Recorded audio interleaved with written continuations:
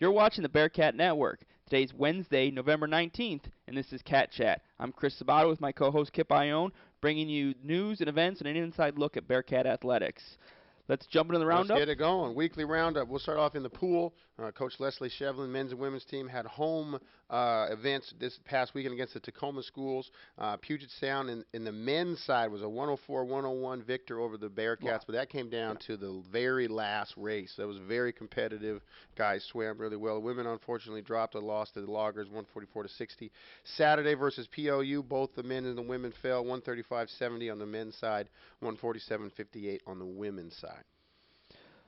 NCAA West Region Cross Country Championships. That were this weekend in Busch Park. It was a frosty morning. It was. The men finished fourth behind Claremont Mud Scripts, Pomona Pitzer, and Occidental, so they topped all the conference schools again. All region honors go to the top 35 finishers. On the men's side, Yanni Castillo was 10th.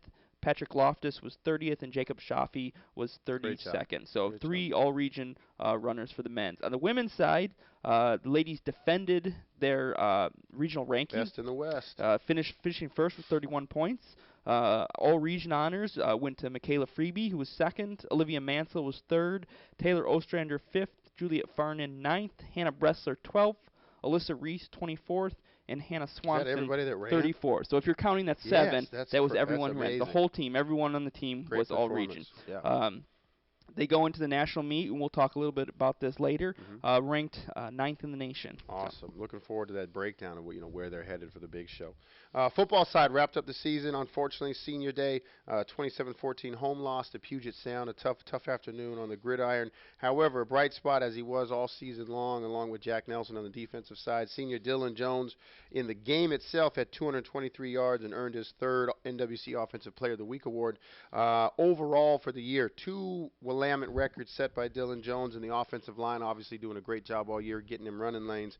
Ends the season with 237 carries, a school record, and 1,599 yards on the ground for Dylan. Another school record, just shy, literally just shy of 1,600 yards. And the crazy thing is, obviously, nothing to be disappointed about, but finished just 2 yards short of the all-time Willamette career rushing record. That's 2,857 yards by Stan Solomon, which is like a 60-year-old record. It's been there for a while. For a while. So amazing job from Dylan, and obviously the offensive line. Offensive coordinator Coach Bill is doing a great job all year, being a terrific ground attack. Obviously didn't finish the way football wanted, but I think it's a year where they overcame a lot of stuff and beat Linfield. So at the end of the day, they beat Linfield, and that's all you need to remember. If you're not going to win the conference, beat Linfield. Absolutely. Yeah. Women's basketball, they were up in Portland for the Bon Appetit tournament hosted by Lewis and Clark. The ladies on Saturday afternoon faced Montclair State, where they dropped a 73-49 loss. That's a 6th-ranked team in the country, so that's a good battle. Yeah, Montclair State from New Jersey, so they came a long way. Yeah. On Sunday afternoon, Schreiner University of Texas, 57-53 win. Great start. And a lot of that was thanks to Jojo, who is all-tournament team.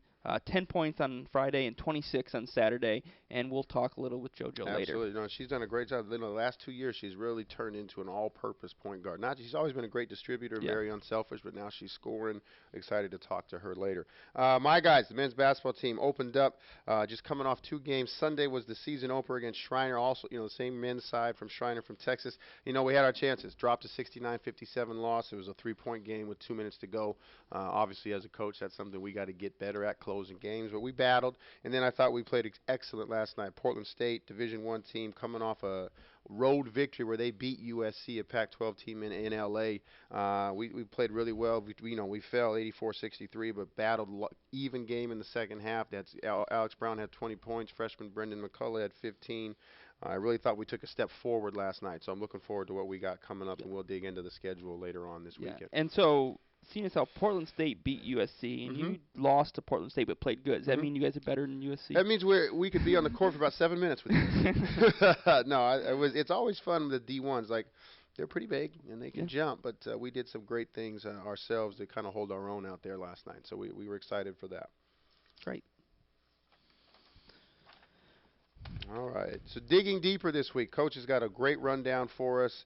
The cross-country teams headed to the national meet. There's a lot of info here. Hope you're ready to digest it. Break this down for everybody. Yeah, so let's start with who goes to the NCAA Championships. So there are 8 regions in the country. The West is the smallest. Okay. Next, the Southeast is the second smallest. And so of the 8 regions, 2 teams from each region get an automatic bid. Gotcha. And then there's 16 more at-large bids. Team-wise. Team-wise. Okay. So we're talking teams now. Okay. And so, in theory, if all the regions were of equal caliber, you'd get 4 teams from each region. Okay. That's not the case. Okay. The West is a little not quite as deep. The Southeast is not quite as deep. So in this year, I don't think we got any at-large bids. So that could be an East region getting 4 and the West getting shut out. Yeah, and sometimes the Midwest may get 6 or 7. So that's how the team gets there. Okay. So if you're an individual and you could be a national champion, not part of a team. So what they actually do is they look at the regional results and the top 7 individuals who are not on one of those qualifying teams. Gotcha. So in the West, where there's only 2 teams, that could mean 15th. Okay. Will get you in. Yeah. In one of the bigger regions, you may finish 50th or 60th and still get in. Gotcha. Because your time's in that top 7. And because there's so many more teams that have qualified. So in total, there's 32 teams of 7, 56 individuals, for a total of 280 athletes. That's men 280 women. Yep, completely separate. So 280 men, 280 women. They all start at the same time? No. Okay, keep going. Keep going. No.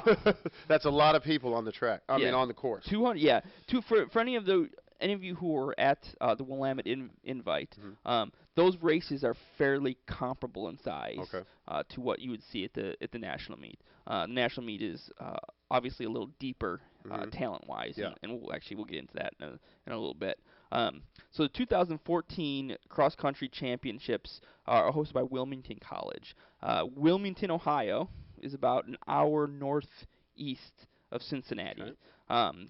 So their weather actually will be fairly similar to what we're used to. Okay, that's good. That's an advantage. 40s and rain. So on a golf course? It's on a golf course. It's at the Kings Center, or the golf course at Kings Island in Mason, Ohio, which is about halfway between Wilmington and Cincinnati. Wilmington hosted the national meet in 2006 at Voice of America Park, which is in the area. Okay. Our men finished 27th, and our women finished 20th. In 2006, and were led by Sarah Zerzan, who won her first national first of 2 national championships at a national championship hosted by Wilmington. Gotcha. So, Sarah Zerzan, whose father is Terry Zerzan, who holds the marathon record at Willamette, his sister has a daughter who is Michaela Freeby. No way. Yeah, and now Gene pool. Yeah. Now, if Michaela or Sarah knew I was talking about them, they would be not happy. But so talk about our women's team. The way they've dominated the NWC, the West. Where do they stack up now? You talked about some other regions might be a little stronger. Where do we stack up going forward? Yeah. So basically, Michaela finished 8th at the national meet last year, and Michaela finished 1st at the region meet last weekend. So what we'll do is we'll take how far back our people finished from Michaela and plug them into last year's national results. Okay. So Michaela finished 8th last year. Olivia was 3.3 seconds behind her at the regional meet. So 3.3 seconds behind her at last year's national meet would be 10th. Gotcha. Taylor Ostrander, 11.8 seconds back. At the national meet, she would have been 14th. Okay. And these are raw places. Yeah. And so you plug those all in, and that gives us 97 raw points. And as we talked a little bit before about how cross-country scores, you want to be lower. You want to be lower. And so there's 56 individuals. Yep. Though they don't have a team score. Okay. So if any one of those 56 individuals are ahead of you, they don't count. Okay. So that's a raw score. The first place runner, if I'm second, the first place runner is not team affiliated. I'm actually the first You place. get 1 point. Gotcha. Yeah. And so if we kind of take that into account from last year's national meet, it brings our, so 97 raw would be second at nationals last year. If you take into the displacers and the non-scoring people, 68 points. Okay. And that would be first. Ooh. So Okay. this doesn't mean a whole lot. I mean, it's numbers. What it means is the women have a chance They to have bring a they banner back. They have a shot. They're ranked ninth, and they're going to have to run the best they've run. Mm-hmm. But it's a possibility. Now, how many of our runners were ran it last year? Any of them, or just Michaela? Did we go as a team last year? Taylor, Juliet, and Hannah. So there's experience there to kind of get through the preparation and, hey, let's calm down and just run. Yeah, and this will be Michaela's 4th cross-country national championship. Wow. Taylor's 3rd. Okay. And Juliet's 3rd, too, I think. So there's some experience. They've been there before. They kind of know what to expect. So I think that will help them a lot. So those, like I said, those numbers, they give you an idea, but they don't really mean all that much. So to compare the races a little bit, the national race versus the regional race. So in last weekend's regional, there was about 120 athletes per race compared to the 280. Yeah, so it's much a larger field. larger race.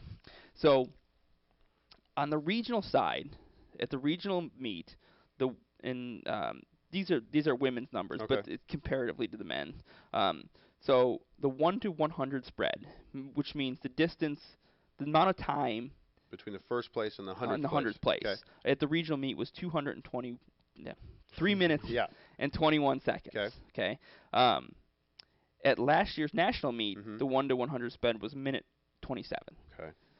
So that's faster, better, a bit more depth. It's more depth. It crunches those up. So you take that same 3 minute and 21 spread from 1 to 100 at the regional meet. At last year's national meet, that was 1 to 200, basically 1 to 260. Yeah.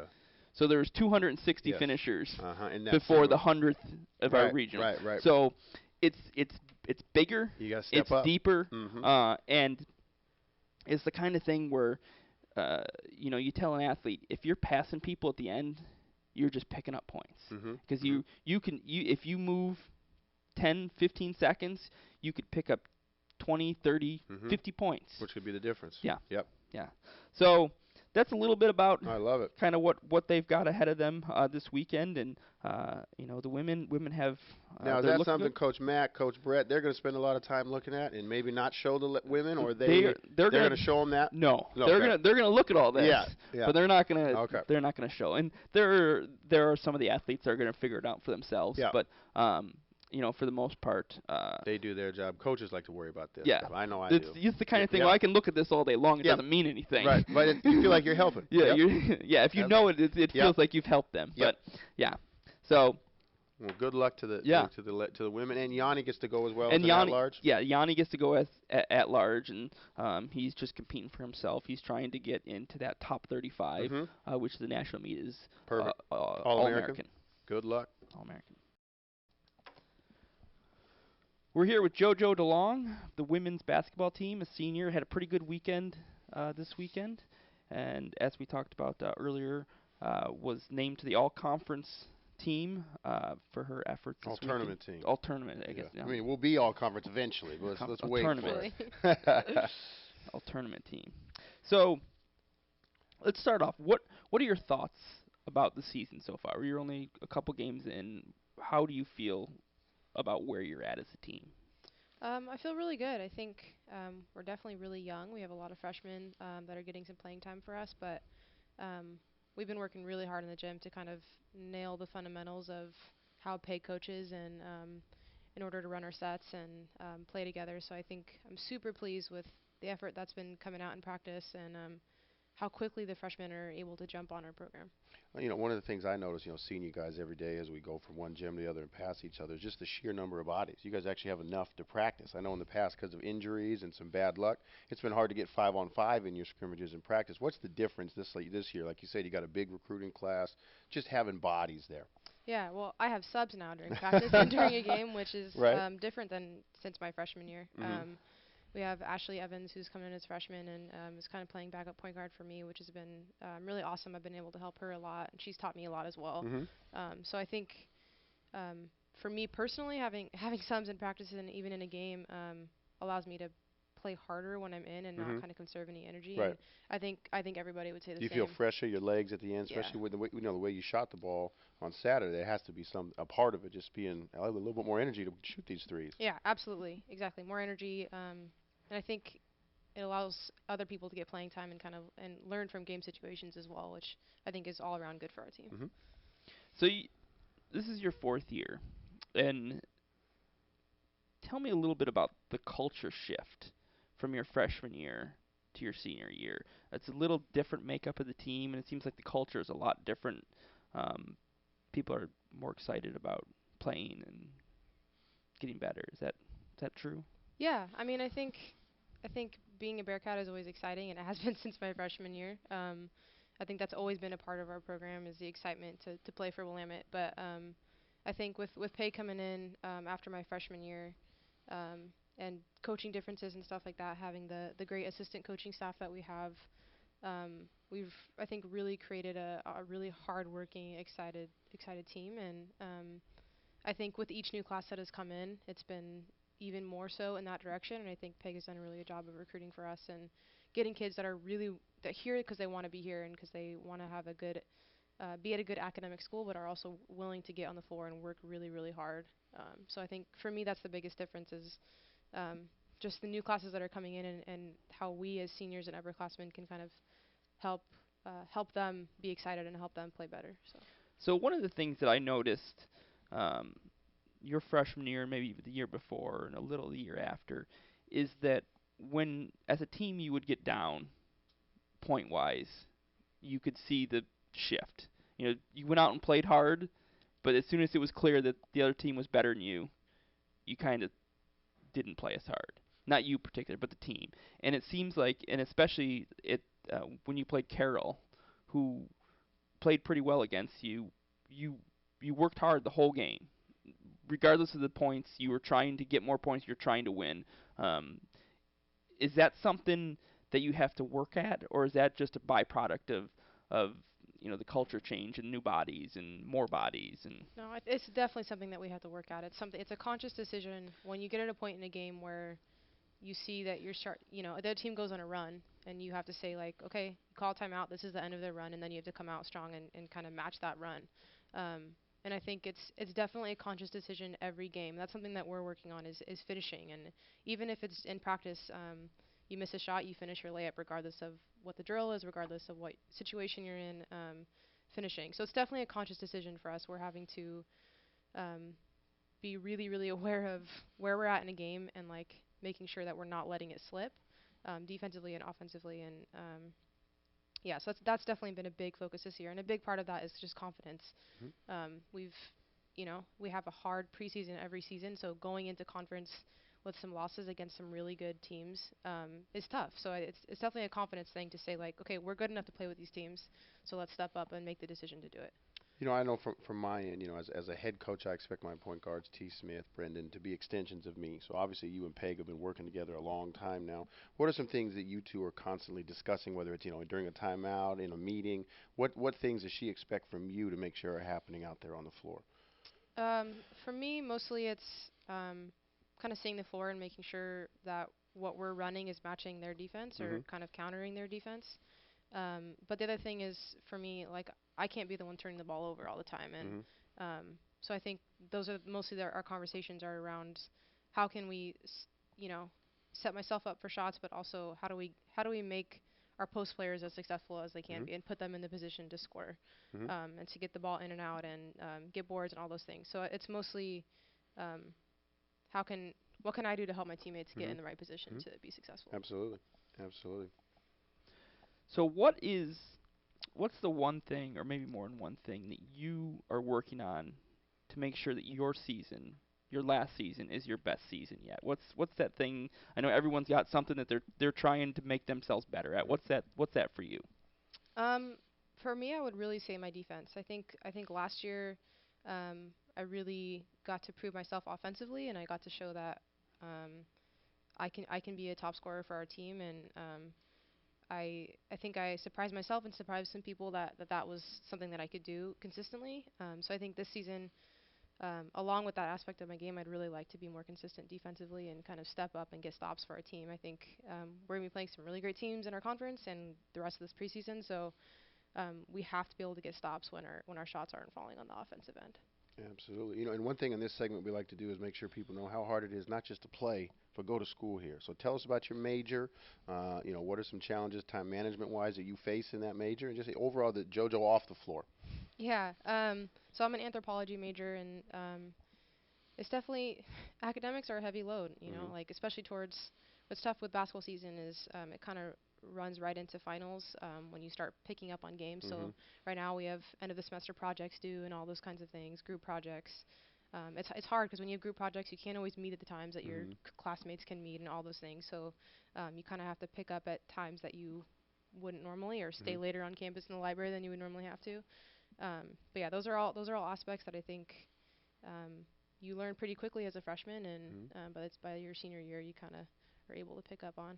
I also run our intramural program here, so that's also a big aspect of how much time I'm spending on outside things.